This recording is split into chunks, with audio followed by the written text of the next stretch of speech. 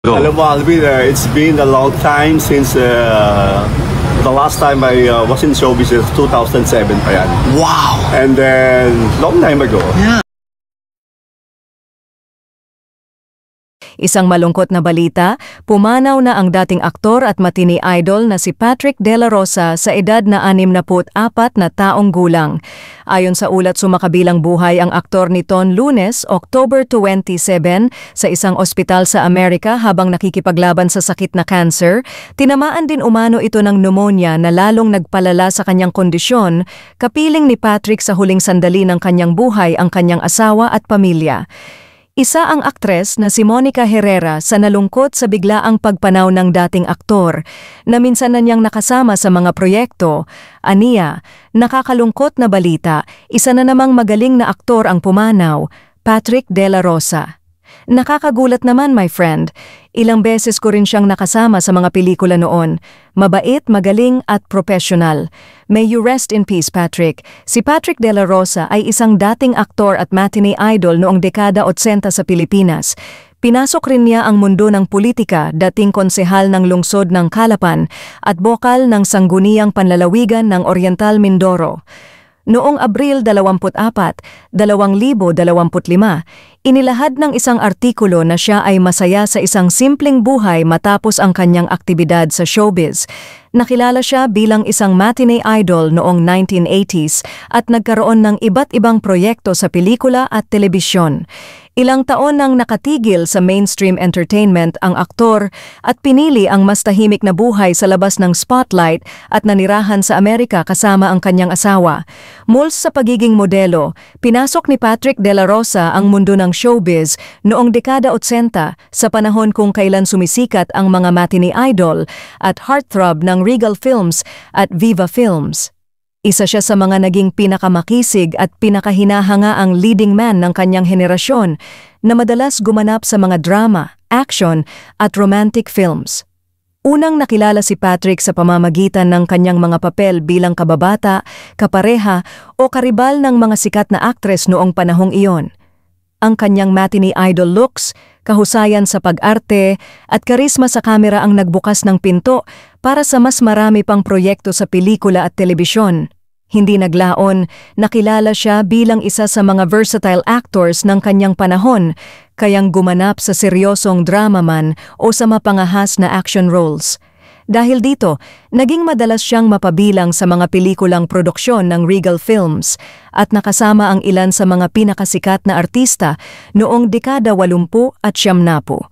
Bagaman tumamlay ang kanyang career paglipas ng panahon, nanatili si Patrick De La Rosa bilang isang respetadong pangalan sa industriya, kilala hindi lamang sa kanyang pagiging aktor kundi bilang isang magalang, profesional at dedikadong artista sa kanyang craft. Okay. Hi Patrick, good morning. Ang tanong ni Papa Howell, parang ang segment niya is, kumusta na idol? Alright. Okay, so anong sagot doon? Kumusta na idol? Namumula-mula ka pa, rosy cheeks. Nasa Lisbon, Portugal. Go. Alam mo, Alvin, it's been a long time since the last time I was in showbiz is 2007 pa yan. Wow! And then, long time ago. Yeah. So now, nasa business na ako. So, based na ako sa California. So the reason why I'm here, it's my vacation. Pa-travel na lang muna kami. And then, siguro I would say, iba na talaga totally iba na yung buhay ko ngayon. Talagang, wala na yung showbiz. Wala na yung showbiz. Namimiss ko pa rin siya, of course. Di ba sabi nga nila, Alvin, once na artista ka, hindi mawawala yun pagiging actor mo, right? When was the last time you acted? That was 2006. Oh, That was 2006. almost 20 years ago. 20 years ago. Wow. Actually, Alvin, naganda pa ako from showbiz. Nag-politician pa ako. Oh, anong position? Where I was a city councilor in Calapan City, Oriental Mindoro. I was a senior board member. And then I was acting vice governor ng province of Oriental Mindoro. Si Mr. Noli Di Castro is may kababayan. Yes! From Pola. Pola. Oh, I'm from Calapan. Calapan City. Oh, okay. Anything else that you would like your fans to know? Kasi it's been 20 years. Yeah. To everyone, sa mga fans ko, ito po after 25 years of Alvin, 20 years. 20 years, almost 20 years. I'm 19 back, ano. and I'm so grateful, I'm so glad na namit ko si Alvin. Dito pa po sa Lisbon, Portugal.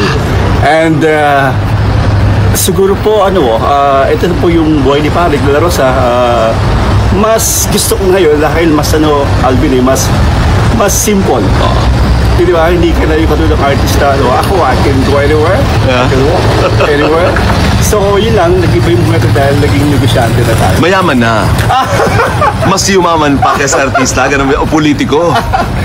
Hindi naman, Alvin. Namumuhay lang tayo ng masarap. Okay. Sakto lang, kumbaga. Sakto lang. Sakto lang. Correct. Okay. So, no plans of joining showbiz again? Oh, no, not anymore. Totally not anymore. Yeah. I'm done with the show. Pogi pa eh. Pero mas masarap ang buhay ko yun. Mas peaceful. Okay. Mas masarap. Okay. I can, di ba, pwede kang maglakad kahit saan. Okay. Kasi being a show business, mahirap eh. Di ba, wala kang privacy.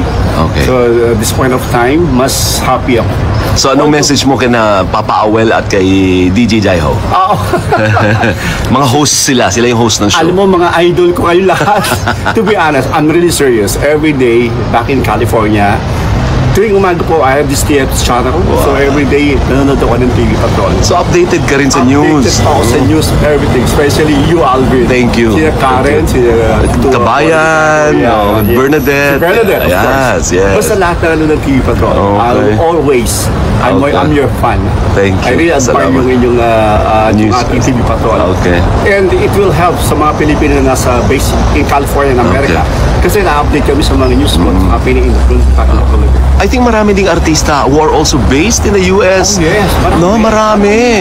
Pinagulitan, yung Grupo Bay, Marami na lahat rin. nasa California. Yeah. Okay. So, what is your message to your fans? Okay, again, sa mga Pilipino po, I'm here and back with Alvin. Finally, after 20 years po, and ito na po yung buhay ko ngayon. Negosyante na po, at saka ito, papasal-pasal na po, like Alvin.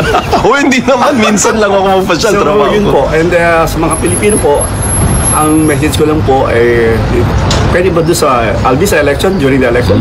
Ito pong darating na election, ako po ay nananawagan sa mga Pilipino na pumili po tayo ng tama. Wala pa akong inaano kung sino, pero piliin natin ang tama, makakatulong po sa bawat isa. Lalo na po sa ating mga kababayang mahihirap po. Alamin po natin kung sino ang tamang ating pong buboto na makakatulong po sa ating kinabukasan. Lalo po sa mga bataan sa ating mga anak. Thank you. Maraming salamat po. Thank you, Patrick.